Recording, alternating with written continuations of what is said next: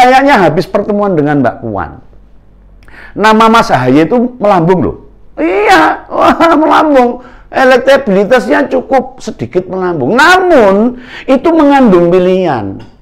Mas Ahaye mau menyelamatkan partai atau menyelamatkan diri sendiri. Ini ujian penting loh bagi Mas Ahaye.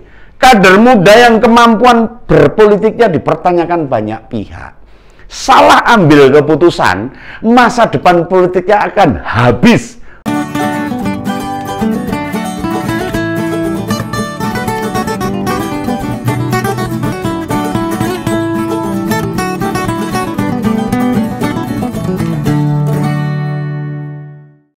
Halo, ketemu lagi dengan Om Begawan. Salam rahayu, salam ngompol, salam bahagia, dan salam sejahtera tetap di Ngopini Politik. Kalau disebut koalisi perubahan adalah koalisi pertama yang menetapkan pasangan capres dan cawapresnya. Wah, keren ini. Nah, setelah pertemuan Mas Ahaye dan Mbak Puan, tidak lama lagi dideklarasikannya pasangan capres dan cawapres di koalisi mereka, 3 partai, yakni Mas Anies dan Mas Ahaye. Wah, deal loh ini, orang itu berubah lagi loh ini. Mengapa hanya pilihan itu yang bisa dilakukan? Tidak mungkin cawapresnya Pak HR, apalagi Bu Khofifah. Ya meski duluan bakal dideklarasikan, pasangan ini tidak banyak mendapatkan sambutan publik. Ya kalau Om Begawan karena memang ini saya sampaikan aja, jadi merespon ya. Ya semua tahu kok bagaimana kualitas mereka jika jadi pemimpin gitu loh. Dalam banyak aspek apapun, tidak ada yang bisa diandalkan dari kedua pemimpin, calon pemimpin ini. Rekam jejak Pak Anies di DKI kita sudah tahu. Ya, sama sekali tidak ada yang mentereng itu. Biasa-biasa saja lah. Semua biasa-biasa saja kayak lagu. Lalu Mas Ahaye juga tidak punya latar belakang pengalaman apa-apa. Ya cuma sebagai ketua partai menggantikan bapaknya. Ya, jika dilihat sejarah wakil presiden terpilih, memang sedikit yang punya pengalaman menjadi kepala daerah. Bahkan mungkin bisa dibilang tidak ada.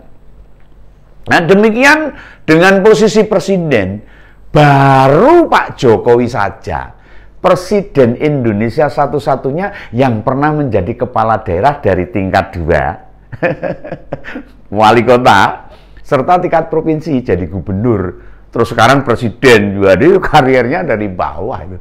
Hasilnya jelas kita rasakan sekarang. Sangat jauh berbeda dengan presiden-presiden sebelumnya. Beliau begitu menguasai banyak masalah, baik masalah kemasyarakatan, masalah ekonomi, sosial, pendidikan, budaya, keamanan, hingga masalah internasional. Itu semua dikuasai oleh Pak Jokowi karena pengalamannya dari bawah. Nah, mengapa di awal tadi saya sempat singgung jika koalisi perubahan akan memasangkan Mas Anies sama Mas Ahaye. Ya, kalau itu tidak dilakukan, nek orang dan dipasangkan, bisa dipastikan itu Partai Demokrat colut, tahu colut ya, out atau keluar dari koalisi perubahan. Ya mereka bakal lebih memilih mendukung Pak Ganjar Pranowo kalau keluar dari koalisi perubahan. Tapi ada catatannya, batas waktunya sampai akhir Juni ini. Lepas dari Juni, Demokrat out dari koalisi perubahan. Orang geger itu koalisi perubahan, wah ciloko dan bubar gitu. Saking takutnya Pak Anies atas pertemuan Mbak Puan dan Mas Ahaye. Nah, pada Sabtu malam kemarin itu, mantan gubernur DKI itu datang ke Presiden PKS, Pak Ahmad Saiku. Mereka bertemu dan kemudian ngobrol, ngobrol, berbincang di sebuah ruangan. Ya tentunya ya yang diomongnya ya masalah capres-capresan itu, yang tampak sebuah latar belakangnya ada lukisan Bung Karno. Oh, kita tahu banget apa maksudnya. Kalau orang politik ya ngerti itu. Dia pengen fotonya Bung Karno itu dimaknai bahwa pertemuan Mbak Puan dan Mas Ahaye sudah diantisipasi mereka dengan fotonya Bung Karno ini. sepertinya begitu loh. Lah apa dampaknya?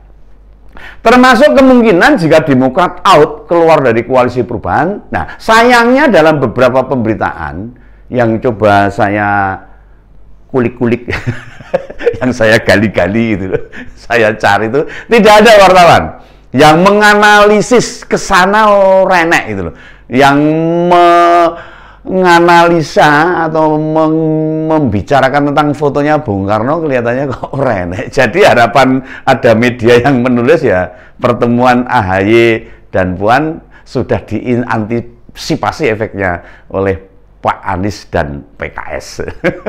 Ya dengan cara-cara yang itulah. Nah, pertemuan Anies dan Presiden PKS itu lebih menandakan sebuah perasaan galau, perasaan bingung, perasaan deg-degan gitu loh.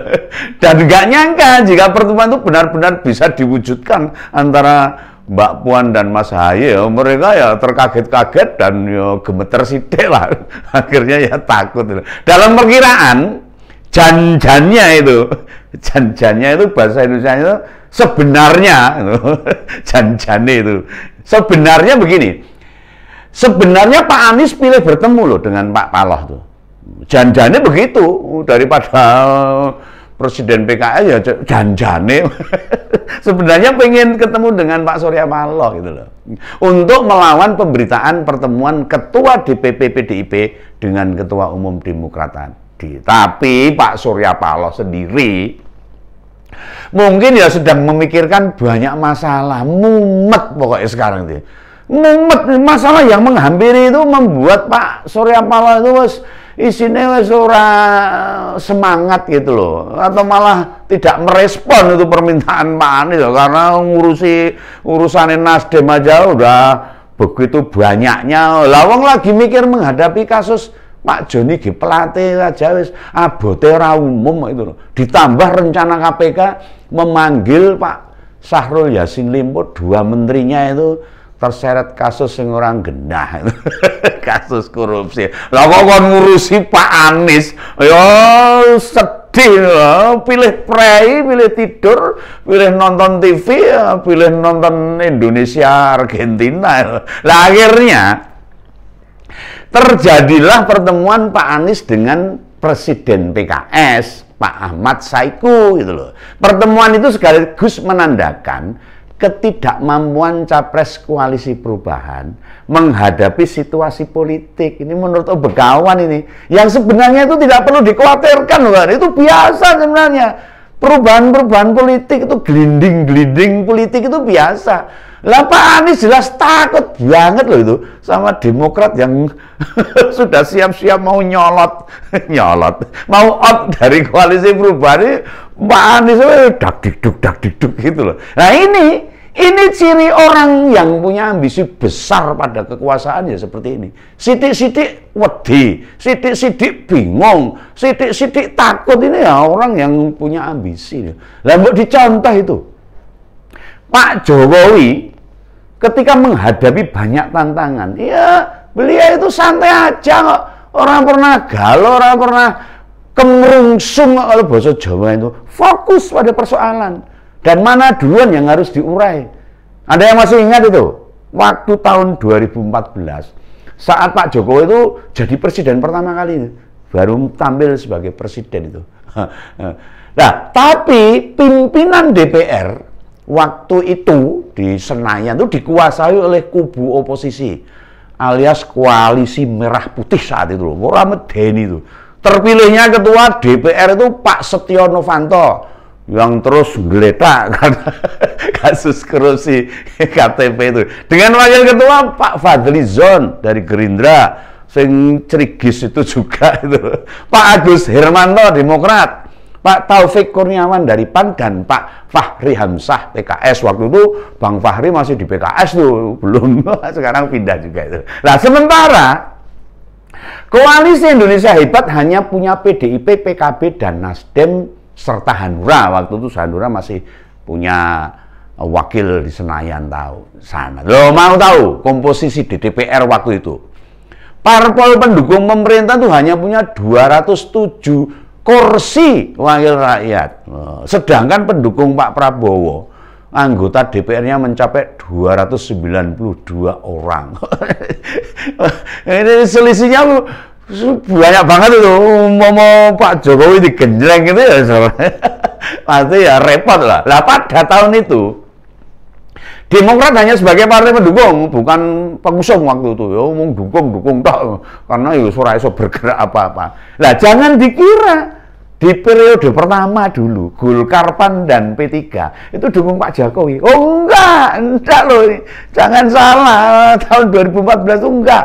Dia lebih memilih Pak Prabowo dan sebagai oposisi karena presidennya itu Pak Jokowi. Tapi bagaimana sekarang? Dan saat itu Pak Jokowi apa terlihat gelisah? Enggak. Pak Jokowi tetap tenang, fokus dalam bekerja dengan menyelesaikan hal-hal yang paling prioritas. Bingung menghadapi situasi yang sangat mengancam posisinya sebagai presiden, ora tahu kemerungsung. Akhirnya, loh ini topnya Pak Jokowi ini. 7 tahun kemudian kita tahu sendiri kan, peta politik berbalik 180 derajat dan hanya menyisakan PKS dan Demokrat. Lainnya gabung ke koalisi pemerintah di bawah kepemimpinan Pak Jokowi. Nah, dan PKS sama Demokrat yang tetap jadi oposisi. Akhir-akhir ini malah Nasdem ya ikut-ikutan masuk ke oposisi. Ngopo ini 2 kaki lagi nanti. Ya ada apa-apa lah. Politik itu memang dinamis dan susah diprediksi. Enggak apa-apa. Nasdem mau ke sana mau ke sini ora masalah. Tapi yang penting Pak Jokowi sudah membuktikan kekuatannya, kebijakannya. Nah, kembali soal Anies AHY. Bila kita mau lebih jeli melihat, Mas AHY itu lebih suka loh berada di barisan pendukung Pak Ganjar. Janjannya. Janjannya. Sebenarnya iya. Mas AHY itu seneng di barisan Pak Ganjar tuh seneng lah. Cek aja. Buktinya cek aja raut mukanya sewaktu ketemu Mbak Puan itu. Oh, saya lihat tuh waktu ketemu tuh sumringah dan bahagia banget itu ketemu Mbak Puan di jalan itu, di pinggir jalan itu baru bertemu sebagai wakil antar parpol loh, yang tidak berada di satu koalisi loh, ingat loh. Wah, kalau Demokrat bergabung dengan koalisi pemerintah, pasti kebahagiaannya Mas AHY berlipat ganda loh. Bisa jadi lemu. Tapi kan Mas AHY tidak bisa menahan ambisi pribadinya itu. Akan pengen jadi cawapres kan nggak bisa. Lah itu pilihannya kok. Ingin jadi cawapres itu pilihannya. Bu menang, borak pilihannya. Lah itu mengorbankan perasaan dirinya. Ya. Nah, tapi kalau ingin mengorbankan perasaan seluruh kader Demokrat, ya, itu harus Demokrat tetap harus di koalisi perubahan. Nah, tapi kalau mengorbankan dirinya ya menjadi pendukungnya PDIP harusnya itu mendukung ke pemerintah. Nah, kalau mengorbankan perasaan dirinya, Mas AHY harus pilih out dari koalisi perubahan. Harus bergabung ke PDIP. Dampak yang bisa ditimbulkan sewaktu mendukung Pak Ganjar, suara pemilih diprediksikan akan bertambah. Ini untuk Demokrat loh. Oh, ini menurut hitung-hitungnya Om Begawan begitu. Kalau pemilih Demokrat naik, gitu, bertambah. Nah, mestinya Mas AHY kan seneng partainya jadi besar kembali. Bisa buat modal nanti di 2029 mendatang kan, Mas AHY masih muda. Kalau mengorbankan perasaan kadernya, ya Mas AHY tetap di koalisi perubahan dengan menggertak Nasdem dan Pak Anies untuk segera mendeklarasikan dirinya sebagai cawapres di koalisi perubahan. Tapi nantinya dia bakal lebih terkenal sebagai cawapres, tapi Mas AHY terkenal jadi cawapresnya Pak Anies, tapi mereka akan kalah di 2024. Percayalah, Demokrat pun suaranya tambah merosot di suara nasional sehingga diprediksikan hasil pemilu Demokrat tidak memenuhi ambang batas partai untuk mengirimkan wakilnya di Senayan. Nah, akhirnya nggak ada wakilnya di DPR pusat. Lah, apakah ini pilihan yang mudah bagi Mas AHY? Ini bukan pilihan yang mudah. bagi Mas Ahaye ini. Kayaknya habis pertemuan dengan Mbak Puan, nama Mas Ahaye itu melambung loh. Iya, wah, melambung. Elektabilitasnya cukup sedikit melambung. Namun, itu mengandung pilihan. Mas Ahaye mau menyelamatkan partai atau menyelamatkan diri sendiri. Ini ujian penting loh bagi Mas Ahaye. Kader muda yang kemampuan berpolitiknya dipertanyakan banyak pihak. Salah ambil keputusan, masa depan politiknya akan habis. Betul itu.